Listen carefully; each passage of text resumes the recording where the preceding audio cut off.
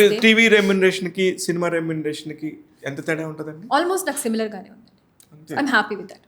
నాకు కొంచెం అటు ఇటు కొంచెం డిఫరెన్స్ ఉంది, కానీ టీవీలో కూడా they paying me very good. అంటే ఏం అనుకోకుండా చాలా తక్కువ టైంలో క్లిక్ అయ్యింది, ఒక స్టాండర్డ్ రీచ్ అయిపోయింది. ఓకే. అంటే ఆ రెమ్యునరేషన్ రీచ్ అవడం అనేది చాలా సంవత్సరాలు పడుతుంది. నా ఫ్రెండ్స్ బోల్డ్ మంది టీవీలో కూడా చాలా మంది ఫ్రెండ్స్ ఉన్నారు కదా మన కామన్. వాళ్ళే చెప్తున్నారు, అసలు చూసావా శాంతి మన ముందు ఇచ్చేసి మనకన్నా ఎక్కువ రెమ్యునరేషన్ తీసుకుంటుంది మాకన్నా. Very nice. ఆ స్టాండర్డ్ సినిమాల్లో కూడా ఇప్పుడు ఉన్న దాంట్లో కూడా నేను మంచి రెమ్యునరేషన్ తీసుకున్నాను. ఇప్పుడు స్టార్టింగ్ లో ఉండి కూడా I'm taking a good remuneration. Touch wood, దేవుడి దయ వల్ల అందరూ నాకు support full touch wood wood పట్టుకోండి. కాకపోతే దీని దగ్గర ఉన్న మంచి క్వాలిటీ నేను అబ్జర్వ్ చేసింది ఏంటంటే, ఇప్పుడు టీవీ చేస్తుంది కదా, సో టీవీ చేస్తే ఎవరి కాస్ట్యూమ్స్ వాళ్ళే తీసుకెళ్ళాలి. ఓకే. సో ఆ కాస్ట్యూమ్స్ దగ్గర కూడా ఎక్కడ కాంప్రమైజ్ అవ్వదు.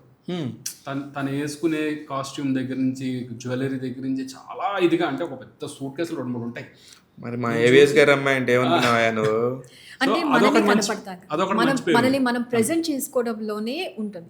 టీవీకి కాస్ట్యూమ్స్ ఎవరికి వాళ్ళే తీసుకోవాలి, ఎవరికైనా ఎంత పెద్ద హీరో అయినా ఓ చాలా మంది భలే కలర్ఫుల్ కనబడతారు కదా, వాళ్ళ సొంత ఇదే వాళ్ళ రెమ్యునరేషన్ లో నుంచి చేసుకోవాలి.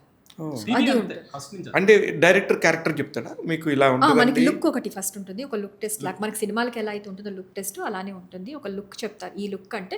సో నాకేంటంటే నేను లుక్ టెస్ట్లు తక్కువ వెళ్తాను. సో నాకు ఈ లుక్ చెప్తే ఓకే ఫైన్, నాకు ఆ లుక్ నేను చూసుకుంటానండి అని. ఎందుకంటే నాకు because I have been a designer. So నేను అది నాకు లుక్ కానీ ఎట్లా మేనేజ్ చేసుకోవాలి, ఐ కెన్ మేక్ ఇట్. మీరు కూడా డాడీ లాగా మామూలుగా మల్టీ టాలెంటెడ్ ఉన్నారు, డిజైనర్, యూట్యూబర్, మల్టీ టాలెంటెడ్.